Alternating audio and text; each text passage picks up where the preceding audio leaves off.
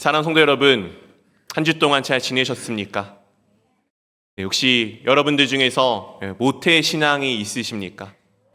한번 손을 들어봐 주시면 좋을 것 같습니다. 아니면은 나는 모태 신앙은 아닌데 살다 보니 예수님을 믿게 된 또 한 명의 사람입니다라고 고백하시는 분들도 계십니까? 이 중에 혹시 아직도 예수님이 나의 삶의 주님이심을 고백하지 못하는 분들이 계십니까?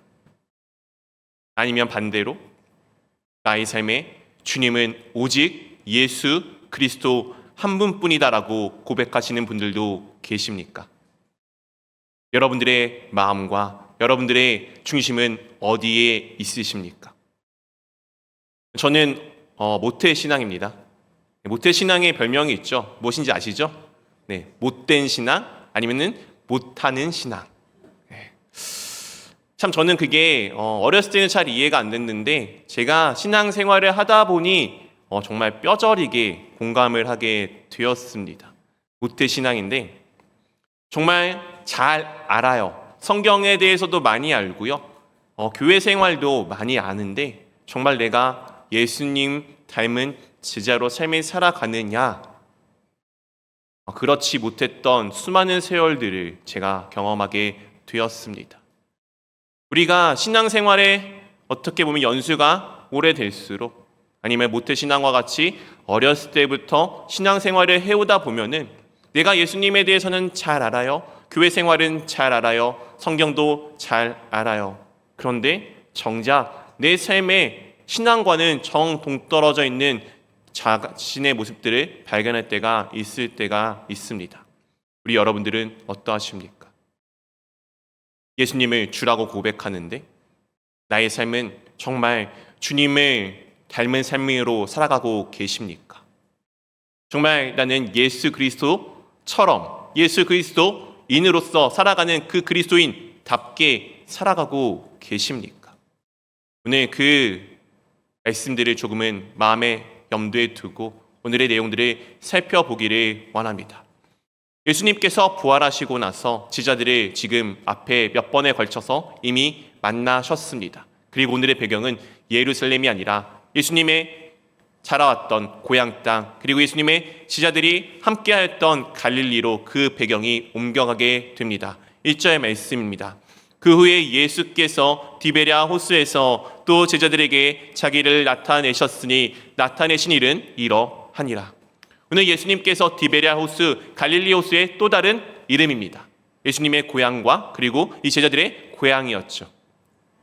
이곳에서 예수님께서 무엇 하셨다고요? 또 제자들에게 자기를 나타내셨으니 또라는 것이 있기 때문에 부활하신 예수님이 이미 예수님의 제자들이 어떻게 한 거죠? 이미 앞에 보았습니다. 그리고 어떻게 하였죠? 주님께서 우리 지난주에 보았듯이 도마에게 믿음 없는 자가 되지 말고 믿는 자가 되라. 예수님의 제자들이 예수님의 부활하심을 보자 어떻게 하였습니까? 기뻐하였습니다. 우리로 표현하면은 예수님이 주님이심을, 예수님이 부활하셨음을, 예수님이 그리스도 되셨음을 믿는 삶으로 나아가게 됩니다. 그런데 그들이 지금 갈릴리 호수에 와서 지금 무엇을 하게 되느냐? 바로 그들의 마음이 이와 같았습니다. 첫째, 우리 한번 같이 읽어보도록 하겠습니다. 첫째, 도대체 뭘 해야 하지? 우리 사랑하는 성도 여러분, 여러분의 신앙의 횟수는 얼마나 되셨습니까? 예수 그리스도를 주로 섬긴 지 여러분의 그 믿음의 생활은 얼마나 오래 되었습니까? 그리고 또 묻겠습니다. 여러분들은 그렇다면은 신앙인답게 무엇을 해야 하는지를 알고 계십니까? 그리고 그 삶들을 살아내고 계십니까? 오늘 베드로는 그리고 제자들은 부활하신 예수님을 만났습니다. 그리고 그분이 주와 하나님이심을 고백하였습니다. 그런데 놀랍게도 그 신앙은 있지만 그들은 지금 자신들이 무엇을 할지 모르는 상황 가운데 있었습니다. 그래서 오늘 이와 같은 다음과 같은 일이 발생하게 됩니다. 3절 4절 말씀 우리 한 절씩 번갈아 가면서 읽겠습니다. 시몬 베드로가 나는 물고기 잡으러 가노라 하니 그들이 우리도 함께 가겠다 하고 나가서 배에 올랐으나 그날 밤에 아무것도 잡지 못하였더니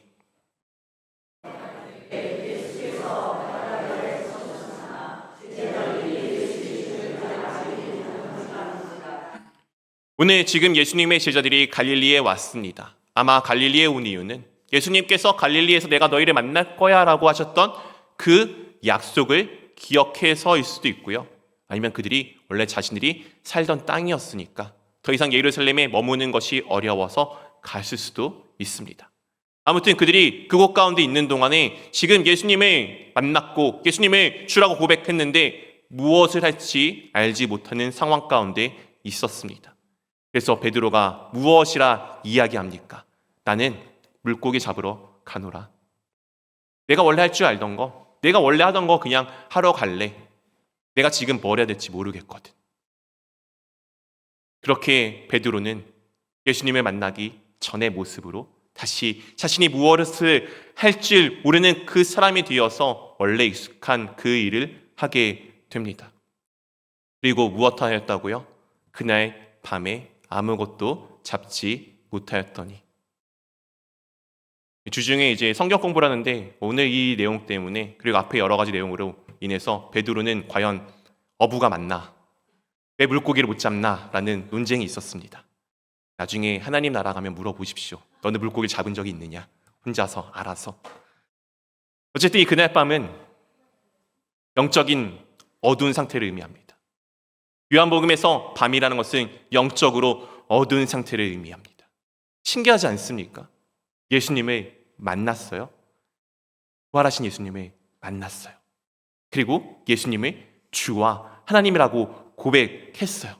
그런데 여전히 그의 삶은 영적으로 어둡습니다. 왜 그랬을까요? 믿는 것과 믿는 것을 살아내는 것은 다른 의미입니다. 예수님이 누구인지 아는 것과 그 아는 것을 살아내는 것은 전혀 다른 의미입니다. 그들의 모습이 오늘 잘 보이지 않습니까? 날이 새어갈 때 그렇게 그들의 어둠컴컴한 영적인 상황에서 조금씩 그들의 삶 가운데 예수 그리스도의 빛이 들어올 때 신기하게도 그들은 예수님을 무엇하였다고요?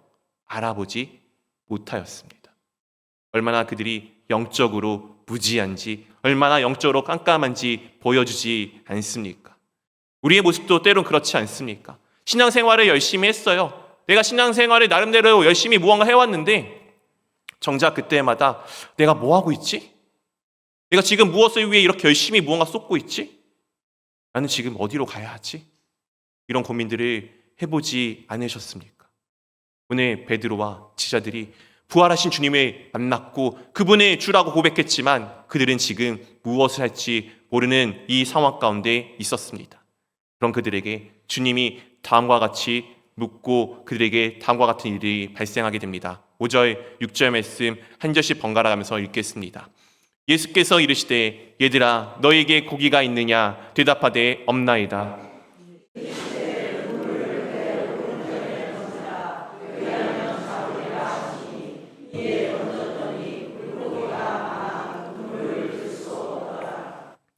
오늘 제자들이 예수님을 못 알아봐요. 한번 여러분 상상해 보십시오. 내가 얼마 전에만 해도 그들에게 짠하고 나타나서 나 누구야 딱 보여줬고 막 제자들이 와 했는데 오늘 못 알아봐요. 와 얼마나 서운하겠어요. 근데 오늘 주님께서 그들의 무엇이라 부르신지 아십니까? 얘들아. 이 얘들아가 우리한테 별로 안 와닿을 수 있는데 마치 부모님이 자녀를 따스하게 부르는 그 호칭입니다. 내 아들아, 내 딸아. 자신이 누군지 지금 알아보지 못하는 이 제자들을 향해서 정말 주님께서 그렇게 지금 말씀하시는 것입니다. 내 아들아, 내 딸아, 너희에게 고기가 있느냐? 그러자 그들이 없다고 하죠. 그리고 주님께서 무엇이라 말씀하십니까? 배 오른편에 그물을 던져 보아라. 그리고 그들이 무엇하죠? 그 말씀에 따라 그물을 던집니다. 제자들이 예수님인지 알고 던졌습니까? 아직 제자들은 예수님이 누구인지 몰랐습니다. 아마 습관처럼 쫓아서 던졌을 수도 있어요. 우리가 잘 알고 있다시피 베드로가 예수님을 어떻게 만났습니까? 그의 배에 예수님께서 오르시고 말씀을 전하고 밤낮도록 베드로는 고생해서 오늘과 같이 물고기가 한 마리 없는 상황 가운데 주님께서 깊은 곳에 가서 그물을 던져봐. 그러자 베드로가 무엇이라 이야기합니까? 내가 밤이 맞도록 수고하여 잡은 것은 없지만 말씀에 의지하여 그물을 내리리이다. 그리고 수많은 물고기를 잡았죠. 그리고 베드로의 반응이 놀랍지 않습니까? 저는 죄인입니다. 저를 떠나가십시오. 베드로는 분명 그때 그물을 내리면서 분명히 예수님의 말씀을 별로 많이 신뢰하지 않았을 것입니다. 그리고 아마 오늘의 기억은 그냥 그때의 기억일 수도 있겠죠. 옛날에 누군가 이야기해서 던졌더니 그냥 잡았던 것처럼 오늘도 그냥 해볼까? 그리고 그 결과는 놀랍게도 수많은 물고기가 잡혀서 그물을 들 수 없었던 그때의 상황과 똑같은 상황으로 이어지게 됩니다. 신앙인으로서 그렇지 않습니까? 우리가 얼마나 습관적으로 기도하고 얼마나 습관적으로 성경을 읽고 얼마나 습관적으로 이 예배 자리 가운데 나올 때가 많이 있지 않습니까? 제가 어르신들에게 가장 부러워하는 것과 동시에 가장 의문인 것 중 하나는 무언가 위기가 있을 때 주님을 찾는다는 것입니다.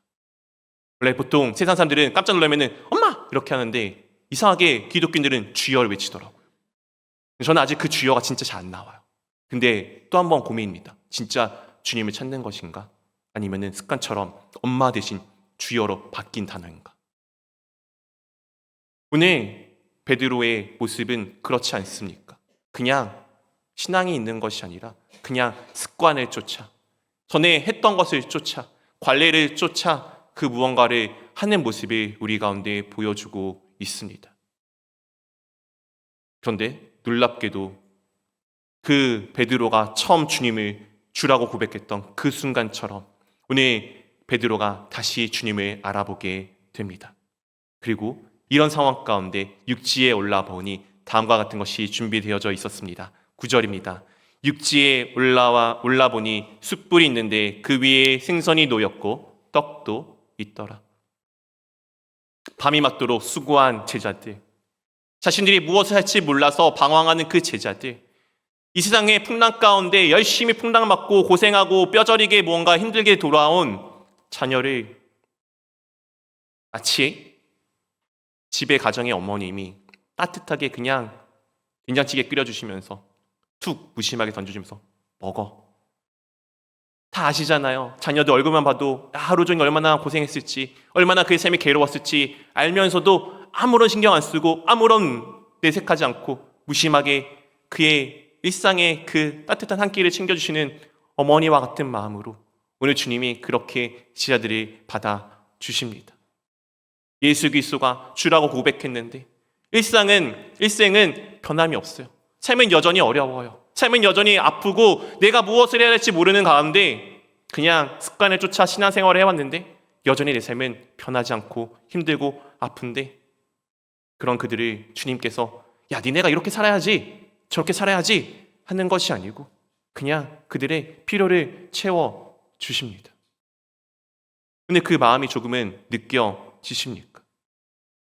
오늘 주님께서 그리고 친히 이렇게 하여 주시죠. 13절 말씀 우리 한번 같이 읽어보도록 하겠습니다. 예수께서 가셔서 떡을 가져다가 그들에게 주시고 생선도 그와 같이 하시니라. 친히 직접 그들의 양식을 채워주십니다. 그들의 필요를 채워주십니다.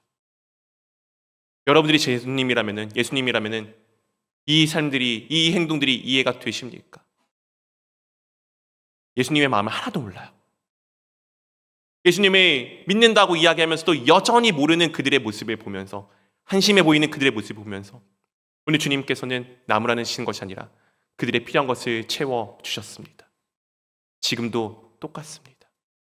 우리가 주님을 온전하고 완전하고 완벽하게 믿는 사람입니까? 여러분들은 어떨지 모르겠지만 저는 자신이 없습니다. 하루에도 몇 번씩 넘어지는 걸요. 하루에도 몇 번씩 주님을 잊어버리는 걸요.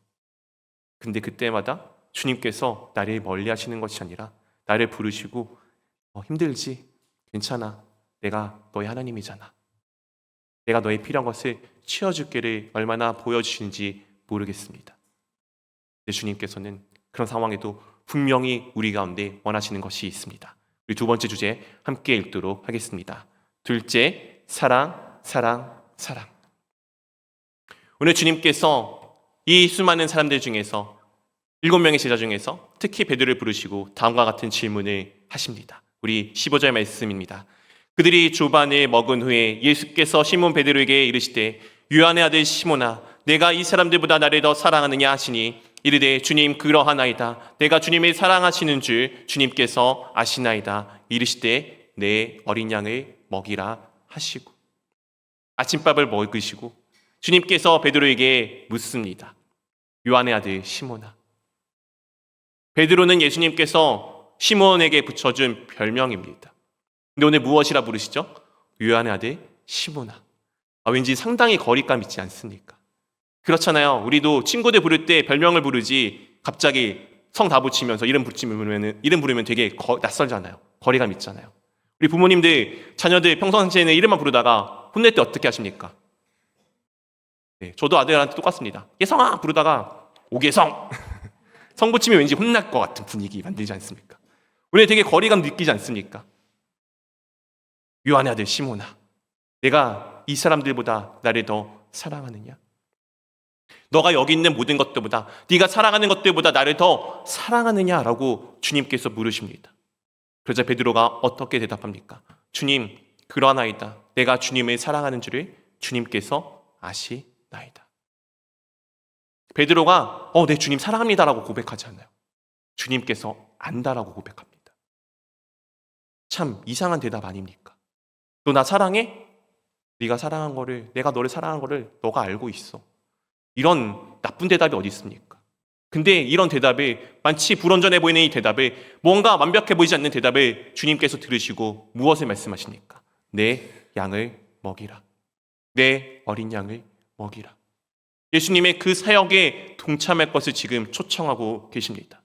그리고 다시 한 번 더 이 다음과 같은 장면들이 등장하죠. 16절 말씀 같이 읽어보도록 하겠습니다. 또 두 번째 이르시되 요한의 아들 시몬아 내가 나를 사랑하느냐 하시니 이르되 주님 그러하나이다. 내가 주님을 사랑하는 줄 주님께서 아시나이다. 이르시되 내 양을 치라 하시고 또 한 번 더 묻습니다. 내가 나를 사랑하느냐? 이번에 비교급은 빠졌죠. 근데 그에 대한 이 베드로의 대답은 똑같습니다. 주님 그렇습니다. 내가 주님을 사랑하는 줄 주님께서 아십니다. 이 무언가 완벽하지 않은 베드로의 고백을 들으시고 주님께서 또 무엇을 하십니까? 내 양을 치라. 앞에는 어린 양이었어요. 조금은 우리도 삶을 살다 보면 좀 그렇지 않습니까? 어린 아이들한테 조금은 무관심하고 어른들 더 집중할 때가 많지 않습니까? 사역의 비중이 뭐가 더 중요하냐, 뭐가 더 낮으냐는 없겠지만 왠지 느낌상 조금은 더 뭔가 더 낮은 것을 줘야 될 것 같은데 주님은 오히려 그에게 더 큰 것들을 맡기기 시작하십니다. 그리고 마지막으로 다음과 같은 장면이 등장합니다. 17절 말씀 우리 한번 같이 읽어보도록 하겠습니다. 세 번째 이르시되 요한의 아들 시몬아 내가 나를 사랑하느냐 하시니 주께서 세 번째 내가 나를 사랑하느냐 하심으로 베드로가 근심하여 이르되 주님 모든 것을 아시오매 내가 주님을 사랑하시는 줄 주님께서 아시나이다. 예수께서 이르시되 내 양을 먹이라. 예수님께서 한 번 더 물으십니다. 우리도 보통 3세판 세 번째 이런 거 되게 귀하게 여기지 않습니까? 예수님께서 세 번째 또 물으시니까 베드로가 무엇하기 시작합니까? 고민하기 시작합니다. 뭔가 그 물음에 대해서 뭔가 좀 짜릿짜릿해움이 있습니다. 우리 연애해 보신 분들 아시잖아요. 네, 내 애인이 사랑하냐고 물을 때 그래, 그래 계속 물어보면 마지막에 어떻게 합니까? 귀찮아도 사랑해. 오늘 아침에 이상하게 와이프가 제 옷을 챙겨주더라고요. 처음에 고마워서 고맙다고 했는데 그 다음부터 강요를 하더라고요. 하기가 싫었어요. 고맙습니다라고 하기가 진짜 싫더라고요. 어떡합니까? 그래도 해야지. 쿡 찌르면 사람이 고마워 이렇게 해야 되잖아요. 오늘 약간 그런 기분 아니었을까요? 베드로 입장에서는 너 나 사랑해? 사랑해? 사랑해? 근데 오늘 베드로의 마지막 고백은 무엇입니까? 주님 모든 것을 아시오. 주님께서 아십니다. 내가 주님을 사랑하는지. 사실 베드로가 자신의 사랑을 지금 무엇하는 겁니까? 확증해서 대답하지 못합니다. 사랑하긴 하는데 내가 주님을 사랑합니다라고 확증하지 못해요. 왜 그랬을까요? 우리는 알고 있다시피 베드로가 얼마 전에 예수님이 잡히시는 전날 밤에 있었던 일을 기억할 것입니다. 예수님이 자기가 십자가에 죽으실 것을, 그래서 너희들은 나를 다 떠날 것을 말씀하실 그때 베드로가 이렇게 고백하였죠. 여기 있는 사람 다 떠나도 나는 주님을 따를 거예요. 주님이 죽는다면은 나도 함께 죽을 거예요. 베드로의 그 말이 진심 아니었습니까? 진심을 담아서 그가 그렇게 고백했는데 그 말이 진실이 되었습니까? 아니요. 그는 철저하게 예수님을 버렸습니다. 진심은 있었지만 그것이 진실이 되는 것은 그의 진심으로 이루어지는 것은 아니었습니다. 베드로가 그것을 아는 거예요. 내가 진심을 담아 고백한다고 그것이 진짜가 되지 못함에 지금 고백하는 것입니다. 언제 진실이 이루어집니까? 진심을 담아서가 아니라 진실은 주님께 붙들린 바가 되었을 때입니다. 주님께서 그것을 이끄시고 인도하시고 이루어 주실 때 그것이 진실이 되게 되어져 있습니다. 오늘 베드로가 그래서 자신의 신앙 고백을 주님께 맡겨드리는 겁니다. 내가 아니라 주님께서 하십니다. 내가 사랑하지만 내 사랑을 완성하는 것은 내가 아니라 주님이십니다. 여러분의 고백은 어떠하십니까? 그리고 이 고백을 주님께서 귀하게 여기셨습니다. 무엇 하시죠? 내 어린 양을 먹여, 내 양들을 돌봐, 내 양을 먹여. 그의 사명 가운데 초청하십니다. 그리고 이것이 우리 가운데 얼마나 중요한지를 기억하며 나가기를 원합니다. 그리고 이제부터 베드로의 삶들이 이렇게 됩니다. 우리 셋째 같이 읽어보도록 하겠습니다. 셋째, 이제서야 시작. 오늘 첫 번째 장면을 조금 생각해 보십시오. 디베랴 호수에서, 갈릴리 호수에서 밤이 맞도록 물고기를 못 잡았던 그 베드로의 모습, 예수님이 처음 만났을 때 그 모습과 참 닮아있지 않습니까? 그때의 모습과 똑같이 돌아온 이 모습은 똑같아 보이지만 엄청나게 커다란 차이가 있습니다. 그것을 주님께서 다음과 같이 말씀하여 주셨습니다. 18절 19절 우리 한 절씩 번갈아 가면서 읽겠습니다. 내가 진실로 진실로 내게 이르노니 내가 젊어서는 스스로 띠뛰고 원하는 곳으로 다녔거니와 늙어서는 내 팔을 벌리리니 남이 내게 띠띠우고 원하지 아니하는 곳으로 데려가리라.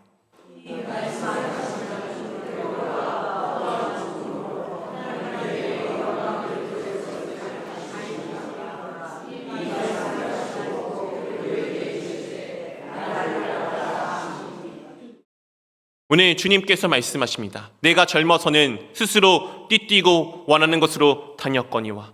이 띠를 띈다는 것은 유대인들에게 있어서는 무엇인 일을 결단하고 결심하고 시작할 때의 일입니다. 스스로 뛰었다는 것은 어떤 의미입니까? 내가 원하는 대로, 내가 결단하고 내가 바라는 곳을 향해서 내 목적지를 향해서 갔던 베드로의 삶을 의미합니다. 그런데 그가 예수님 앞에 오늘 아까와 같은 고백을 내어놨을 때 내가 아니라 주님께서 아시고 주님께서 이루실 것입니다를 고백했을 때 그의 팔을 벌리고 하나님께서 그의 삶에 띠를 띄우시고 하나님 원하시는 그 길로 인도하실 것을 말씀하여 주십니다. 그리고 그의 삶이 어떻게 된다고요? 어떠한 죽음으로 하나님께 영광을 돌릴 것을 가리키심이로라. 물론 베드로의 죽음의 전설과 관계되어져 있는 내용일 수도 있겠지만 그것은 전설이니까 성경 안에서 보자면은 그의 죽음조차도 그의 마지막 호흡 그 한순간조차도 그의 전생애를 통해서 하나님께서 어떻게 놀라운 하나님의 영광을 이루실지를 보여주시는 것 아닙니까? 하나님의 영광을 이룬다는 것은 어떤 셈입니까? 하나님의 영광을 이루는 것은 하나님의 말씀과 하나님의 뜻을 이루는 셈입니다. 베드로가 처음 부름받았을 때도 분명히 주님께서 말씀하십니다. 나를 따라오너라. 너로 사람 낚는 어부가 되게 할 거다. 그리고 베드로가 모든 것을 버리고 따라갔죠. 멋있지 않습니까? 근데 그가 모든 것을 버리고 따라갔던 이유는 무엇입니까? 하나님의 뜻을 이루는 것에 관심보다는 왠지 이 사람이 메시아인 것 같으니까. 이 사람이 유대인의 왕이 될 것 같으니까. 이 사람을 통해서 내가 어떠한 부귀영화를 누리고자 했던 그의 마음이 담겨 있지 않았습니까? 오늘의 이 부르심에는 어떤 차이가 있습니까? 베드로가 그 모든 것을 다 놓았어요. 이제는 자신의 바람과 자신의 뜻이 아니라 하나님의 인도하심과 하나님의 뜻에 순종하여 그 삶들을 살아가기를 지금 그가 보여주고 있는 것 아닙니까? 전에는 그냥 자신의 것을 위해서 살아갔다면 이제는 하나님의 뜻을 위해 살아가는 참된 영광의 길로 나아가기 시작하는 것 아닙니까? 말씀을 맺겠습니다. 오늘 이 장은 저에게 있어서 소명장입니다. 저도 모태 신앙이고 어느덧 신앙생활을 해온 지 40년이 넘었고 제가 목회자로 결단하고 쓴 지도 10년이 넘었던 것 같네요. 한 30년 동안은 저도 정말 많은 방황을 했습니다. 내가 정말 목회자인가? 목회자가 될 수 있을까? 근데 돼야 될 것 같았어요. 왜냐면 우리 어머니께서 저를 서원하셨기 때문이에요. 제 동의도 없이. 제가 죽을 뻔했다고 하는데 그래서 저의 처음 목회자를 가기 위해서 결단했던 마음은 그것이었습니다. 나 목회 엄청 잘하고 마지막 은퇴할 때 얘기할 거야. 예수님 모른다고. 그게 제가 예수님한테 드릴 수 있는 복수이자 반항의 정점이라고 생각했습니다. 왜냐하면 하나님이 어떤 분이신지 알아요. 그분이 마음에 먹은 거는 이루시는 분임을 알아요. 나는 그 길에 벗어나서 매 맞는 거 너무 싫었어요. 그래서 복종하기로 결단했지만 그 복종이 끝끝내 내가 하나님에게 복종한 거 아니야 를 증거하고 싶었던 게 그 마음이었습니다. 그런 제가 얼마나 많은 고민을 했겠습니까? 진짜 내가 목회를 하는 게 맞아? 정말 내가 주님 앞에 목자로 서는 게 맞아? 근데 제 삶 가운데 주님께서 말씀하시더라고요. 너가 하는 거 아니야. 내가 하는 거지. 너가 뭘 할 수 있는데 저는 전화 드리는 것도 힘들어합니다. 전화 받으실 때 기뻐하십시오. 정말 제가 기도 엄청 많이 하고 고민하고 드리는 전화예요. 전화 안 하신다고 서운해하지 마세요. 제가 정말 너무 힘들어하는 것 중에 하나입니다. 목회자가 사랑이 없어요. 얼마나 고민이 많았겠습니까? 근데 주님께서 말씀하시더라고요. 알아. 네가 하는 거 아니야. 내가 하는 거야. 그래서 저는 지금 이 자리에 제 힘이 아니라 주님의 힘으로 서 있습니다. 그래서 제가 무언가 잘못하고 실패하고 넘어질 때마다 좌절하는 것이 아니라 주님께서 어떻게 이루실지를 기대하며 나아갑니다. 제가 무언가 할 줄 알았는데 아니더라고요. 제가 할 수 있는 게 아무것도 없더라고요. 그리고 신기하게도 제가 아무것도 할 수 없다라고 고백해어질 때마다 주님께서 정말 놀랍고 놀라우신 일들을 이루어 주셨습니다. 그 증거가 지금 제 눈앞에 이렇게 있네요. 여러분들이 그 증거이십니다.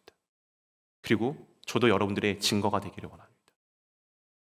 우리 그렇게 주님 안에서 함께 주님이 살아계심을 나누고 이야기하며 예수 그리스도가 정말 누구이신지를 고백하며 내가 예수님 앞에서 하나님의 뜻을 이룰 수 없는 존재임을 고백되어질 때마다 주님께서 그 뜻을 이루심을 경험하며 보며 나가기를 원합니다. 그렇게 우리가 주 안에서 함께 하나님의 말씀을 나누고 함께 기도하고 함께 나아감으로 정말 하나님의 영광, 하나님의 뜻을 이루는 귀한 교회가 될 수 있기를, 귀한 여러분의 삶들이 될 수 있기를 주님의 이름으로 축원드립니다.